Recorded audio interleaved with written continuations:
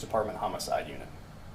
I'm here to give an update on murder number 4 that occurred on January 8th, 2024, when Francisco Miranda was tragically shot and killed in an apartment complex located at 9300 Northgate Boulevard. Myself, along with detectives with the Gang Suppression Unit and the Violent Crimes Task Force, initiated months-long investigation to identify the suspects responsible for Francisco's murder and bring them to justice. On Monday, March 25th, myself and a detective in the gang unit, along with officers with the VCTF, executed a residential search warrant in the area of Loyola Lane and Decker Lane. During the investigation, myself and a gang detective were able to identify a juvenile as a suspect in the murder. This juvenile was found to be in possession of multiple extended capacity pistol magazines that were linked to the murder weapon. Myself and the gang detective were also able to determine that this juvenile was involved in several other shootings, including a drive-by that occurred on December 20th, 2023. This drive-by occurred at a convenience store in North Austin area. During the time of this drive-by shooting, there were 9 victims inside the store, including 5 children in the age range of 4 to 15 years old. This juvenile was arrested on Tuesday, March 26, for the murder of Francisco, and 5 aggravated assault with a deadly weapon charges stemming from the drive-by shooting in December. This juvenile was transported and booked into Garner Betts Juvenile Detention Center. A second arrest of another juvenile was also made in relation to the drive-by shooting. Myself and APD have been in close contact with the family of Francisco and hopes this arrest that was made possible through the collaboration with the gang unit and VCTF will help bring some peace to Francisco's family during this difficult time. Thank you, and I have a few moments for questions if there are any. Are you going to say how old the suspect is? Yes, the suspect that was arrested for murder and for the 5 aggravated assault charges is 13 years old. Can you talk about how common it is in your experience that someone this young would be involved in something this serious?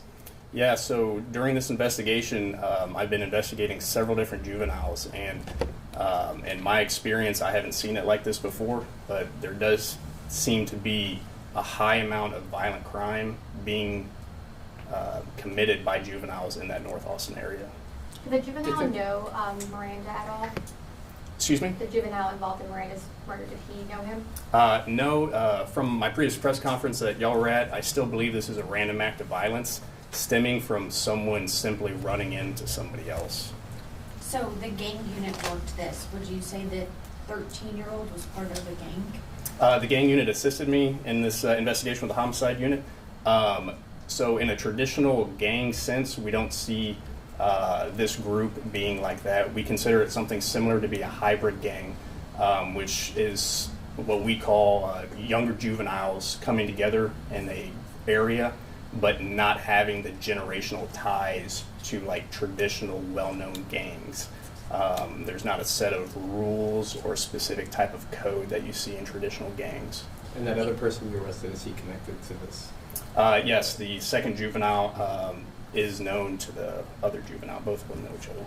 Are you investigating any other incidents that these 2 suspects are involved in? Yes, I've linked them to several other shootings, but those are still pending. How old is the other juvenile not related to this murder? The other juvenile arrested for the 5 aggravated assault charges for the drive-by only is 15. These juveniles, will they be tried as adults? I'm not sure about that. Our juvenile system is specific in that we have to keep their identity anonymous. For the sentencing, I'd have to refer you to the Travis County District Attorney Office. I guess this might be obvious, but they are so young, so these weapons have to have been stolen, correct? Do we know where they came from? We don't know exactly how they got them or where they came from, but yes, many weapons are stolen, but they're also simply bought just off the street and not specifically stolen. Was there 9 people actually injured in that convenience store drive-by shooting? All 9 of them had to take evasive actions. Bullets went through the front glass of the convenience store, putting like glass and shards of metal on them. So nobody seriously injured. Do you get any idea of motives in these 2 incidents? The drive-by shooting, I believe, was a dispute between other people and innocent people, you know, caught in the crossfire. The murder, like I said, I think it's still just a random act, yeah, unfortunately. They didn't steal anything from him, like rob him or anything like that. I haven't found anything missing. In your last presser, you were hoping to get assistance from the community. Did the community help in this investigation? Yeah, thanks for that question, actually. It was a big help doing that press conference.